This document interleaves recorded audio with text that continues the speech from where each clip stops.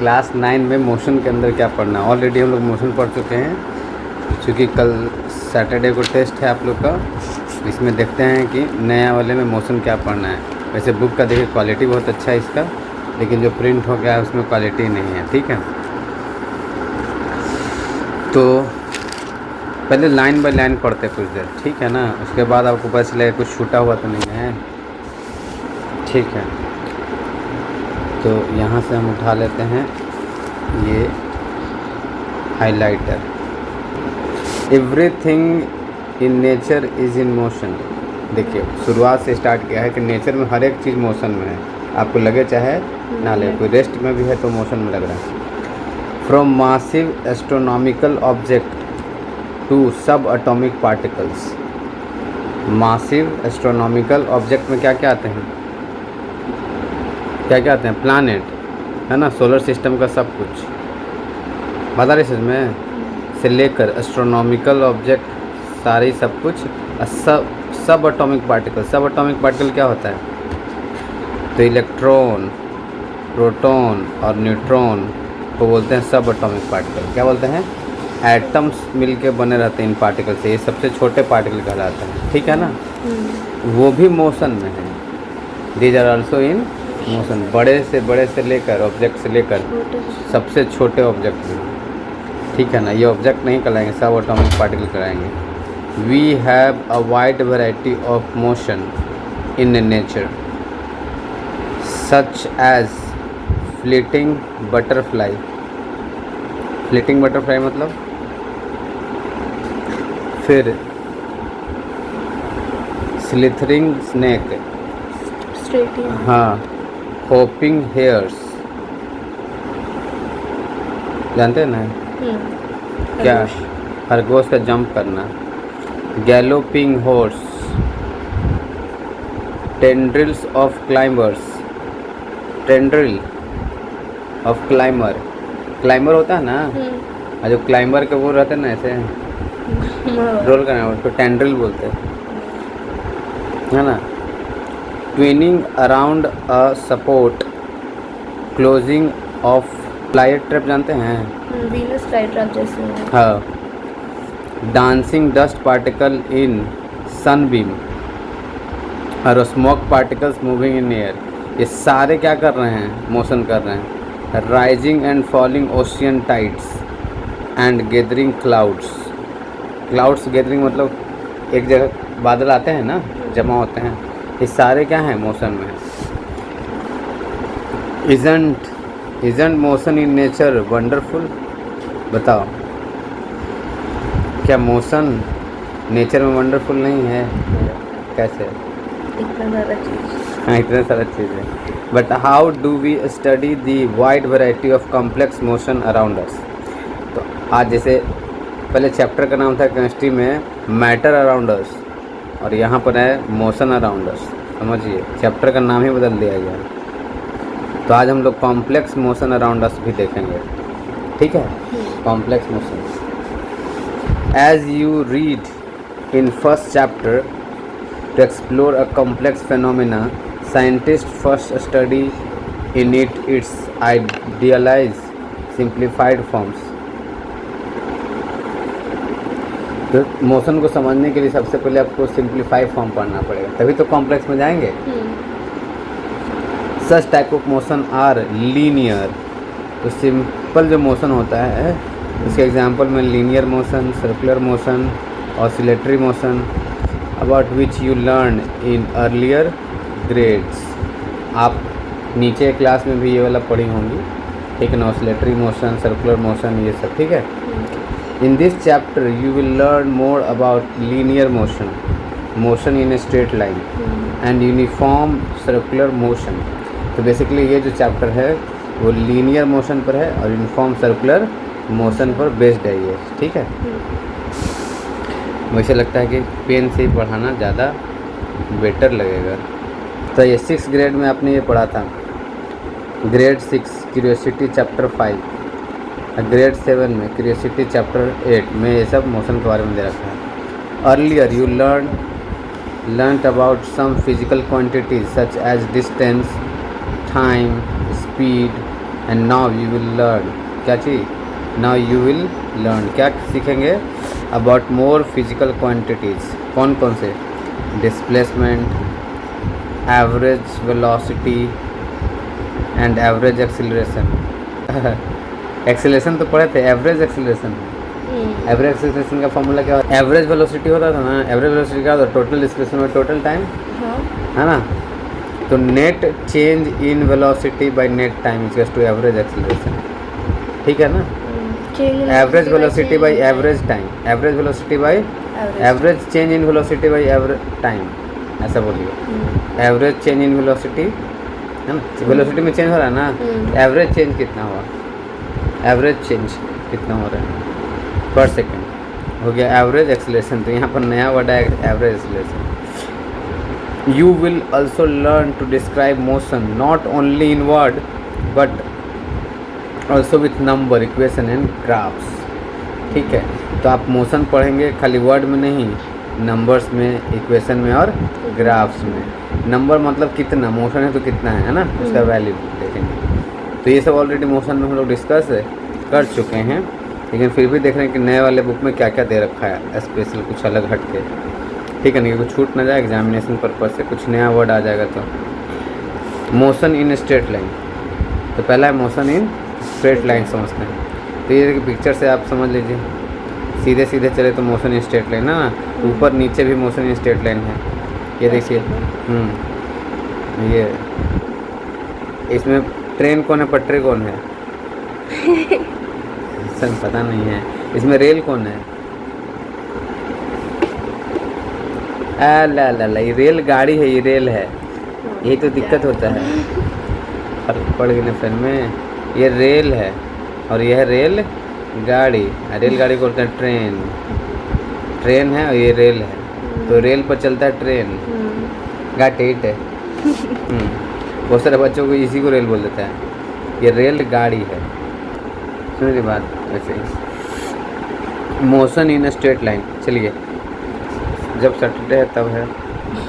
अच्छा, अगर कोई ऑब्जेक्ट क्या चलता है, लीनियर मोशन करता है, तो उसको क्या बोलते हैं, स्ट्रेट लाइन मोशन, क्या बोलते हैं, लीनियर मोशन को ही स्ट्रेट लाइन बोलते हैं।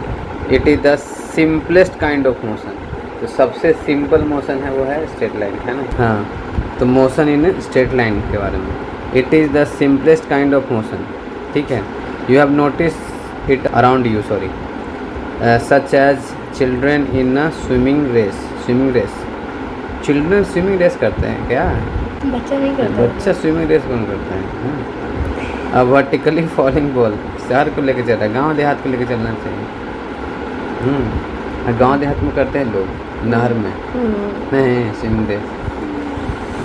वर्टिकली फॉलिंग बॉल, ये जो सारे आप एग्जांपल देखें ना वो दे रखा है, ठीक है ना, रेलवे ये सब हो गया, ये सब स्ट्रेट लाइन में। अब डिस्क्राइबिंग पोजीशन, तो मोशन को समझने के लिए आपको पोजीशन समझना पड़ेगा, क्या समझना पड़ेगा, पोजीशन, ठीक है। हाँ, रेफरेंस पॉइंट। और मोशन को समझने के लिए आपको समझना पड़ेगा रेस्ट क्या होता है, ठीक है। अब समझिए, तो डिस्क्राइबिंग पोजीशन, तो किसी रेफरेंस पॉइंट के रिस्पेक्ट में अगर ऑब्जेक्ट डिस्प्लेस होता है अपने जगह से, उसी को बोलते हैं, कोई फिक्स पॉइंट के रेफरेंस में ऑब्जेक्ट इधर उधर क्या करता है, अपना जगह को चेंज करता है, तो उसी को बोलते हैं पोजीशन चेंज हुआ।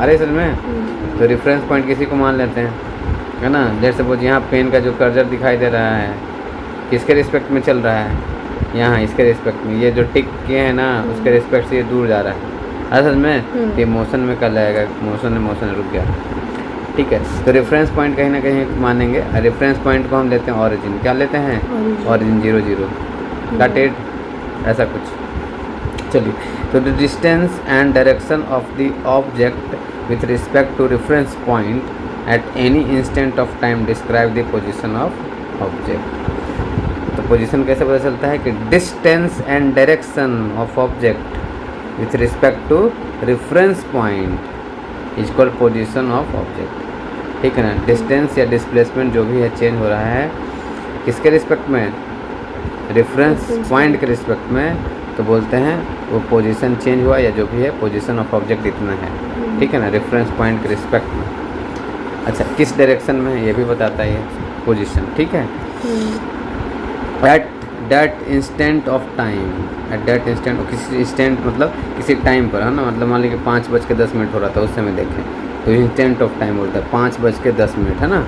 एक होता है इंस्टेंट ऑफ टाइम, एक होता है सिर्फ टाइम गैप, ठीक है ना। जैसे मतलब 5 बजे से लेकर 5:30 बजे का गैप देखें, है ना। हाँ, तो वो वाला। और 5:30 बजे ही हम बोल रहे हैं कि बताओ क्या था अभी पोजीशन, तो हो गया इंस्टेंट टाइम। क्या होगा? इंस्टेंट, मतलब पर्टिकुलर टाइम पर हम पूछे तो इंस्टेंट, है ना।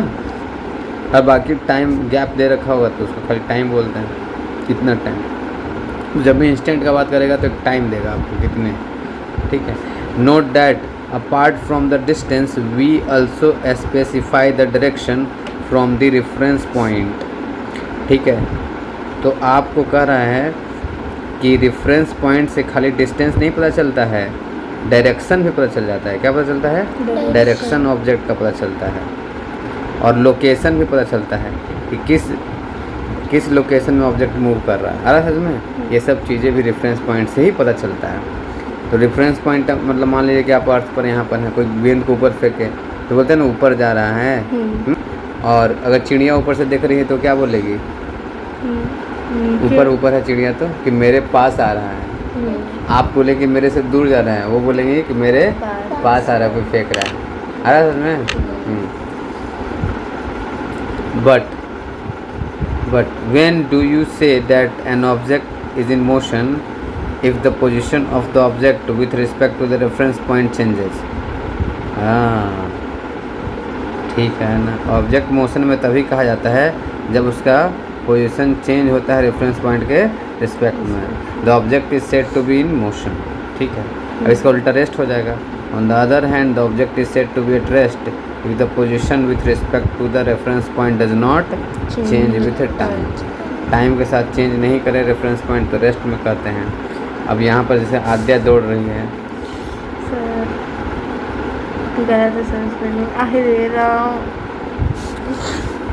डबल ए डी वाली। अच्छा, आधा द है। हाँ सर, यही है। ऐसे कौन लिखता है? हाँ। चलिए ठीक है, ये नकली आद्या थी, ये असली आद्या है, ठीक है। Let us take the example of an athlete running on the straight track, ठीक है ना। एथलीट है। अब आइए देखिए, हमने अंडरलाइन कर दिया है। To describe the position of Nina an athlete let us take her starting point as a reference point, ठीक है ना। इसका स्टार्टिंग पॉइंट को क्या लेते हैं? रेफरेंस पॉइंट, जैसा कि पिक्चर 4.3 में दिखाया गया है। Let us make a straight line with distance marked on it, ठीक है ना। और स्ट्रेट लाइन में डिस्टेंस को मार्क करिए। उस रेफरेंस पॉइंट को ओरिजिन मान लीजिए। क्या मान लीजिए? ओरिजिन हो। The athlete starts running from O and her position at 2 instant of time are marked by point A, point B and point A. तो देखो ये चलना स्टार्ट करी नीना यहाँ से, आ रही समझ में, और ये चलना स्टार्ट करी, ये बी पे पहुँच गई और फिर ए पे पहुँच गई। तो पहले ही बी पे पहुँच गई, ए पे बाद में गई। पहले ए रहना चाहिए था, बी बाद में रहना चाहिए था। तो ये NCERT है कि थोड़ा सा आपको दिमाग लगवा रहा है कि हम बी कुछ भी लिख सकते हैं, है ना। तो यहाँ बी लिख दिया है और यहाँ पर ए लिख दिया है। तो अब बताओ 0 से बी तक गई, कितना मीटर ट्रैवल करी वो? 40। Very good. और फिर बी से ए गई तो कितना मीटर हुआ? 60। अरे वाह, बहुत अच्छे, how intelligent you are. Reference point and position of the athlete at different instant of time on a straight line यहाँ पर दिखाया गया है। तो ये मोशन को स्ट्रेट लाइन में हम दिखाए हैं इस तरह से। और यहाँ पर देखिए ये बड़ा अच्छा सा यूज किया गया है, ये प्लस, ये 0 से इस तरह जाते हैं तो प्लस है, 0 से उल्टा जाते हैं तो माइनस। कोई दिक्कत नहीं। अब डिस्टेंस, ट्रैवल एंड डिस्प्लेसमेंट, तो डिस्टेंस और डिस्प्लेसमेंट के बारे में समझते हैं। तो इन जो आद्या हैं वो क्या कर रही हैं? यहाँ से हाँ चलना स्टार्ट कर रही हैं।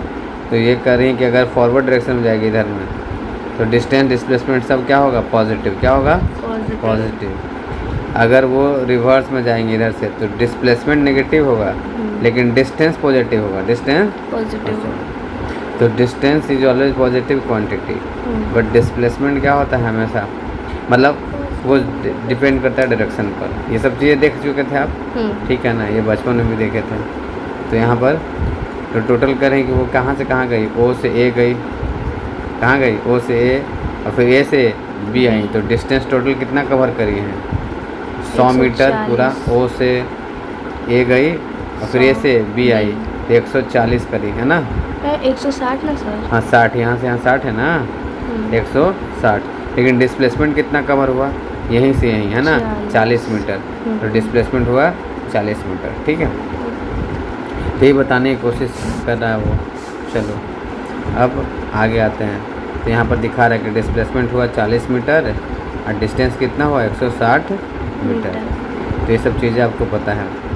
अब डिस्प्लेसमेंट चूँकि वेक्टर क्वांटिटी है, ये बताया गया था आपको, तो इसमें मैग्नीट्यूड भी होता है और डायरेक्शन भी होता है, ठीक है।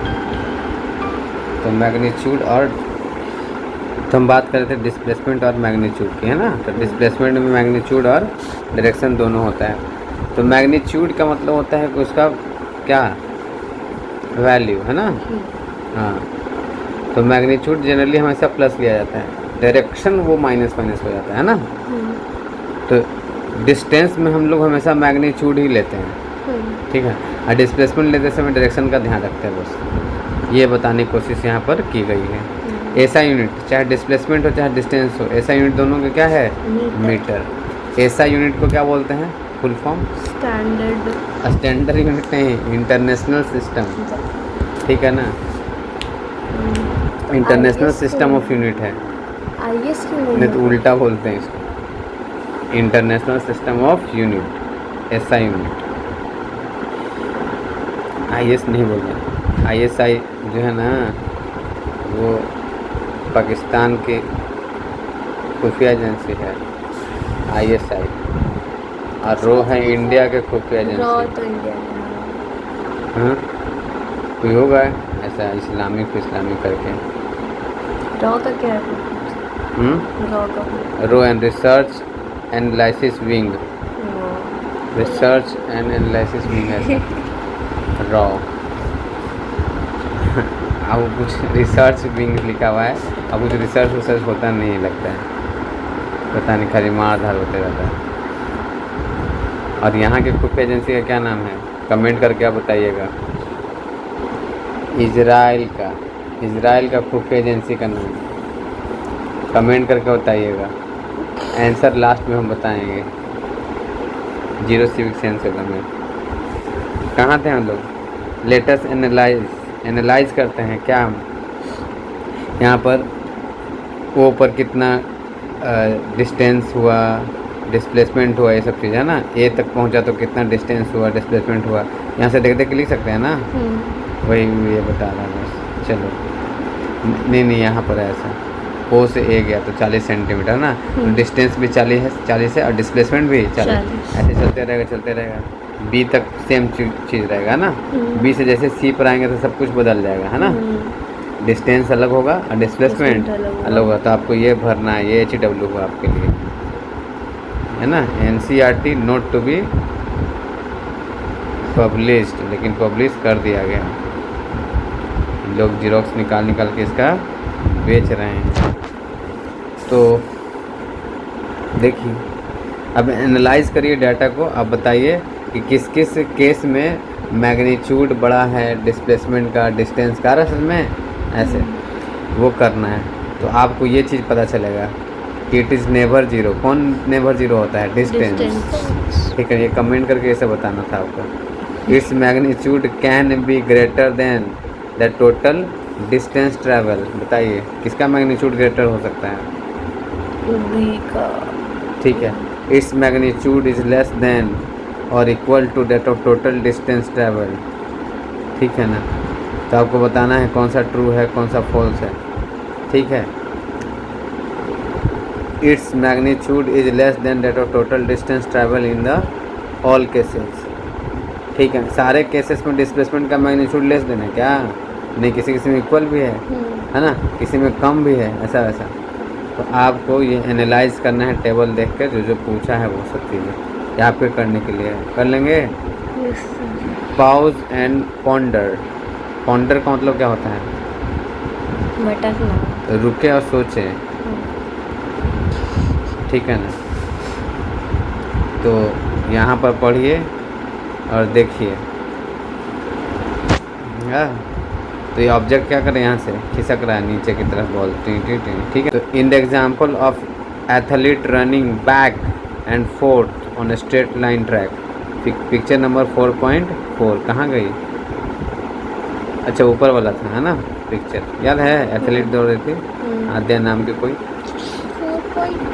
Fuel used up in a vehicle depends on which of the following, justify your answer.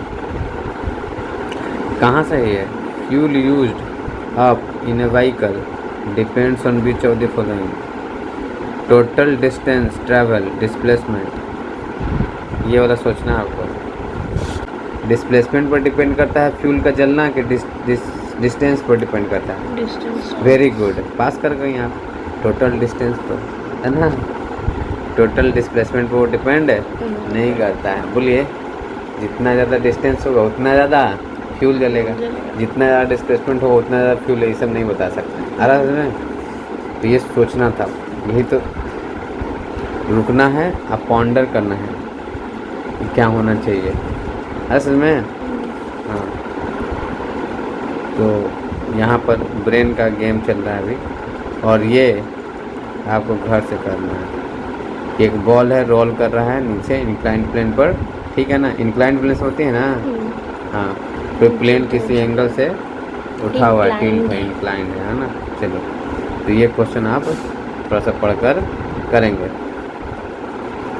अब आते हैं यहाँ पर, motion that is a change in position of object can be described in terms of total distance travel by an object and its displacement। तो आप देखिए motion जो है ना दो टर्म में डिस्क्राइब कर सकते हैं, या तो टोटल डिस्प्लेसमेंट का क्या हुआ और डिस्टेंस का क्या हुआ। अगर डिस्टेंस चेंज निकालते हैं तो निकलेगा स्पीड, अगर डिस्प्लेसमेंट चेंज निकालते हैं तो निकलेगा वेलोसिटी। तो वही यहाँ पर आ गया, velocity, average speed and average velocity. तो ये बचपन में आप पढ़े थे। एवरेज स्पीड का फॉर्मूला होता है total distance travel to the total time taken. अरे सच में डिज़ाइन देखिए कितना अच्छा बनता है। इंडिया साइंटिफिक कंट्रीब्यूशंस, साइंटिफिक समझती हैं? हाँ, तो कंट्रीब्यूशन पढ़ते हैं, उससे पहले आइए ये वाला समझते हैं। एवरेज स्पीड का फॉर्मूला जानते थे आप, total distance travel by total time taken, है ना। Total distance by total time taken. एक और एवरेज स्पीड का फॉर्मूला बताए थे, क्या था? 2v1v2 एवरेज स्पीड का, हाँ 2v1v2 by v1 plus v2, ठीक है ना। 2v1v2 by v1 plus v2, आगे चल के आएगा ये वाला एवरेज वेलोसिटी, एवरेज स्पीड का फॉर्मूला। इस पर एग्ज़ाम में क्वेश्चन आएंगे, इस पर वाले एग्ज़ाम में। तो कहता है कि एवरेज स्पीड का ज़रूरत क्यों पड़ता है। तो जब भी कोई ऑब्जेक्ट स्टार्ट करता है तो उसका स्पीड ना थ्रू आउट कॉन्स्टेंट नहीं रहता है, क्योंकि unequal distance in equal interval of time वो ट्रैवल करते हैं, फलाना ढिमकाना ऐसे ऐसे। तो हम लोग को ज़रूरत पड़ता है एवरेज स्पीड निकालने की। क्या बाबू? एवरेज। अगर वो equal distance in equal interval of time travel करते हैं तो एवरेज स्पीड मतलब स्पीड और एवरेज स्पीड सब फिक्स रहता है। मतलब समझ रहे हैं बात है? इक्वल डिस्टेंस हमेशा ट्रैवल कर रहे हैं इक्वल टाइम में, तो एवरेज निकालने की ज़रूरत ही नहीं है। नहीं समझे? कोई बच्चा है हर एक सब्जेक्ट में 50-50 नंबर लाया है, तो एवरेज भी कितना होगा? 50 ही होगा। Got it. एवरेज तब निकाला जाता है जब किसी में कम या ज़्यादा आ रहा है, बोलिए। तो ऑन एन एवरेज देखा जाता है कितना हो रहा है, बोलिए। तो वही कहता है कि जनरली एवरेज वर्ड यूज होता है किसके लिए? नॉन यूनिफॉर्म मोशन के लिए। किसके लिए? नॉन यूनिफॉर्म होता है तभी एवरेज निकालते हैं, बोलिए। जब unequal distance equal interval of time में ट्रैवल करता है तब हमको ज़रूरत पड़ती है एवरेज स्पीड निकालने की, अदरवाइज ऐसा कुछ नहीं करते हैं, ठीक है।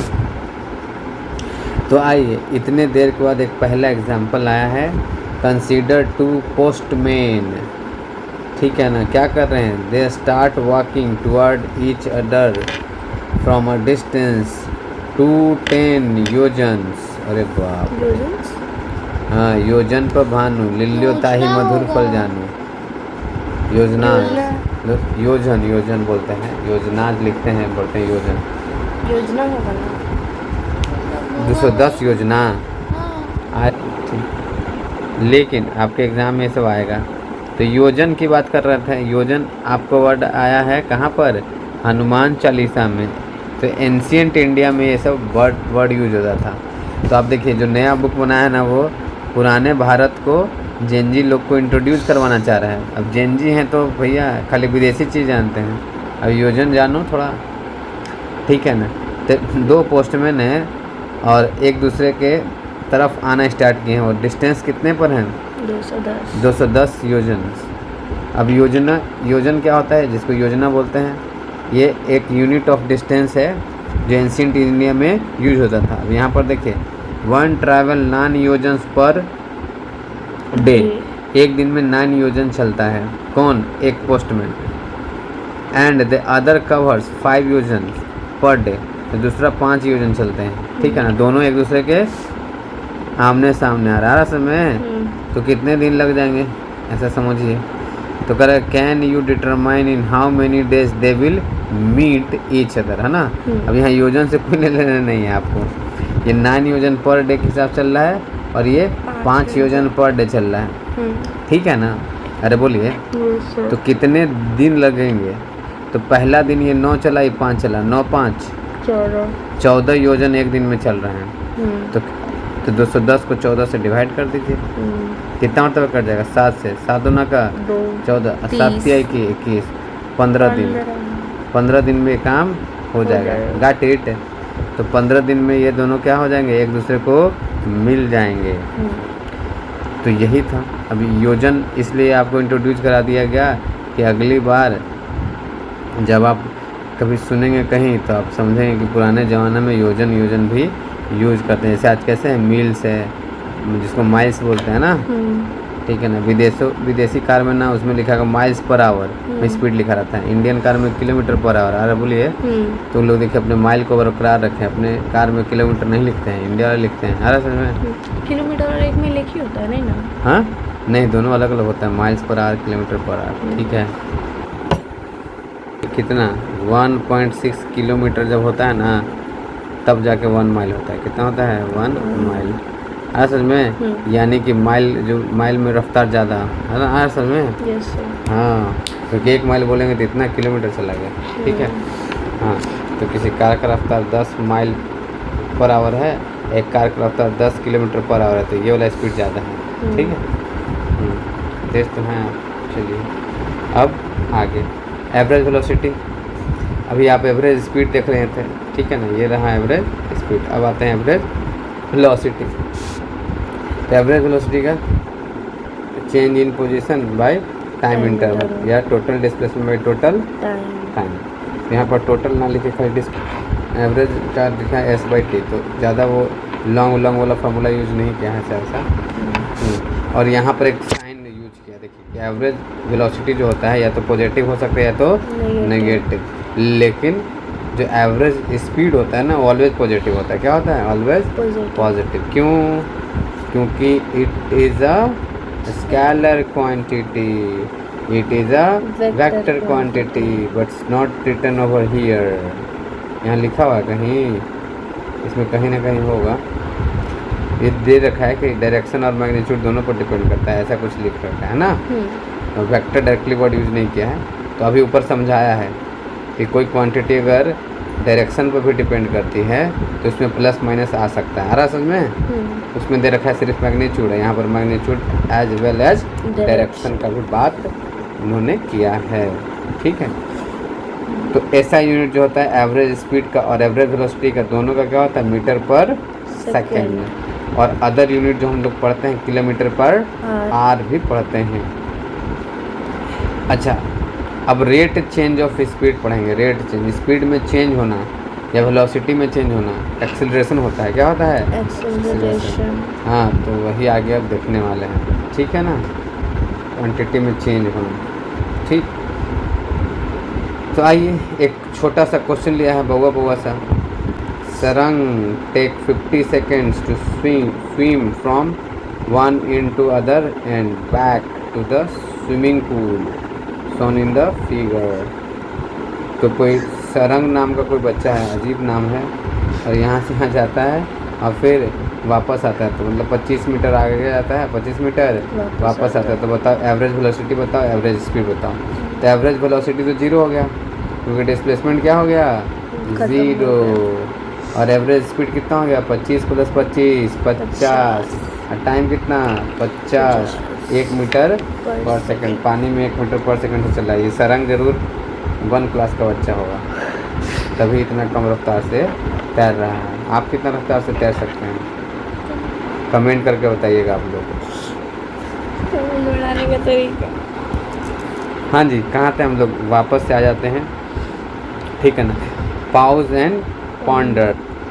तो आइए रुकते हैं और सोचते हैं, है ना। ध्यान करना है, ख्याल करना है। किस चीज़ का ख्याल करेंगे? ठीक है ना, रुक के ख्याल करना है। यहाँ पर 2 चीज़ें दे रखी हैं, देखिए प्ले पॉज है। तो पहले क्वेश्चन पढ़ के क्या करना है? पॉज बटन दबा देना है और फिर प्ले करना है।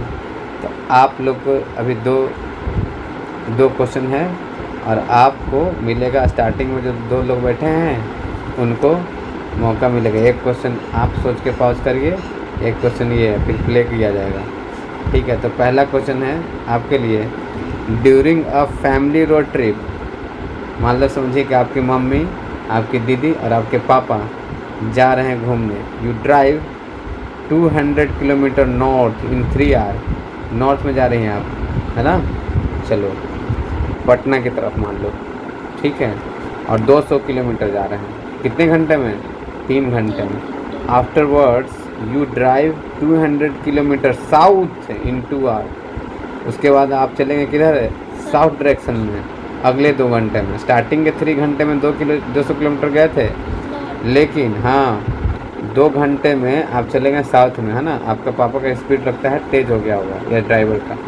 Find the average speed and average velocity for your entire trip. Your question, the next question is, तब तक आप सोचिए, under what condition is the magnitude of average velocity of an object equal to average speed. ठीक है ना, average velocity और average speed कब same होगा? और magnitude of average velocity of an object 0 while its average speed is not. Average speed 0 नहीं होना चाहिए, जबकि एवरेज वेलोसिटी 0 हो जाना चाहिए। कौन कौन केसेस में? तो चलिए क्वेश्चन नंबर 5 का जवाब दीजिए। कौन सा कंडीशन में एवरेज वेलोसिटी और एवरेज स्पीड दोनों इक्वल होता है? जब कोई ऑब्जेक्ट लीनियर मोशन में। Very good, that is the right answer. And second में, जैसे स्विमिंग पूल वाला एग्जांपल, अगर कोई 25 मीटर आगे जाए और वापस 25 इतना मीटर तेज आगे। कैसे हो सकते हैं आप? यही से एग्जांपल उठा के बता दिए आप, ठीक है ना। कम दाम में निपट गए। चलिए आप बताइए, आपका क्वेश्चन आई थिंक थोड़ा सा आसान हो गया। बोलिए, एवरेज स्पीड कितना आया? 80। एवरेज स्पीड आया 80। हाँ जी, चेक करके बताइए, सही बता रही हैं ये। आप लोग भी कमेंट में बताएं कि कितना आएगा, ठीक है। 80 बता रही हैं एवरेज स्पीड, और एवरेज वेलोसिटी कितना आएगा? एवरेज वेलोसिटी बोलिए। एवरेज वेलोसिटी 80 है एवरेज वेलोसिटी, तो एवरेज स्पीड कितना है? 120। चलिए एवरेज स्पीड बोलिए 120, 0 होगा। और एवरेज नॉर्थ में गया वापस साउथ में आ गया। वेलोसिटी बोल रही हैं 80 किलोमीटर पर आवर। इसका इतना किलोमीटर पर। आप लोग भी कमेंट तब तक करके बताएं, थोड़ी देर में हम आंसर बताते हैं। सॉरी तू अपना आंसर। हाँ तो बताइए। 300 जोड़ लिए थे। तू हाँ बता। तो बताइए क्या होगा। तो अब हम बताते हैं आंसर। अब आप लोग बताएं कैसे आया। तो यहाँ पर एवरेज स्पीड आएगा कितना, एवरेज स्पीड आएगा 80 किलोमीटर पर आवर, ठीक है, जबकि एवरेज वेलोसिटी आएगा 0, एवरेज वेलोसिटी 0। तो आप लोग फॉर्मूला लिखकर सोल्व करके बताएं कि कैसे आया, ठीक है। चलिए, तो आज का लेक्चर यहीं पर ख़त्म करते हैं। अगले क्लास में हम लोग देखेंगे एवरेज एक्सेलरेशन के बारे में। तो ये नए बुक से आपने देखा कि एवरेज वेलोसिटी, एवरेज स्पीड, फिर आपने देखा पोजीशन, ठीक है ना। पोजीशन में आपने 2 चीज़ें देखा, डिस्प्लेसमेंट और डिस्टेंस। तो ये था यहाँ तक। अगले लेक्चर में हम लोग देखेंगे इसके आगे। तो अगले लेक्चर में हम लोग बात करेंगे एवरेज एक्सेलरेशन का, फिर हम लोग बात करेंगे, आपने एक्सेलरेशन तो सुना होगा लेकिन एवरेज एक्सेलरेशन यहाँ पहली बार आपको पढ़ने को मिल रहा है, ठीक है। फिर उसके बाद एक्सेलरेशन से रिलेटेड ग्राफिकल रिप्रेजेंटेशन, मोशन का ग्राफिकल रिप्रेजेंटेशन देखेंगे। ग्राफ देखिए कितना स्मूथ और क्लीन ग्राफ है, ठीक है। उसके बाद इक्वेशन ऑफ मोशन देखेंगे, वेलोसिटी टाइम ग्राफ है, जगह जगह ग्राफ खींचे गए हैं, और पुराने वाले NCERT से इसमें ग्राफ ज़्यादा हैं। फिर काइनेमेटिक इक्वेशंस हैं, जिसको इक्वेशन ऑफ मोशन के नाम से आप जानते थे। ये देखिए V = U + AT वाला, S = AT + ½ AT², ये टेस्ट में आएगा प्रूफ करने के लिए ग्राफिकली, ठीक है ना। यही ग्राफ था, याद है। तो ये सब ऑलरेडी हम लोग पुराने वाले बुक में पढ़े हैं, ठीक है। और बाकी तो I think motion in plane आप जानती हैं, यूनिफॉर्म नॉन यूनिफॉर्म जानते हैं आप लोग, और सर्कुलर मोशन ये ख़त्म हो गया, ठीक है। इसमें NCERT से क्वेश्चन तो कम ही दे रखे हैं, 16 क्वेश्चन है। पुराने वाले में भी करीब इतने ही थे, 15-16, ठीक है। और ये रहा जर्नी। तो कल हम लोग कंटिन्यू करेंगे इसके आगे। तब तक के लिए बने रहिए और देखते रहिए, और ये कमेंट करके बताइए ये आदमी क्या कर रहा है ऊपर, ये आदमी है कि बंदर है, ठीक है।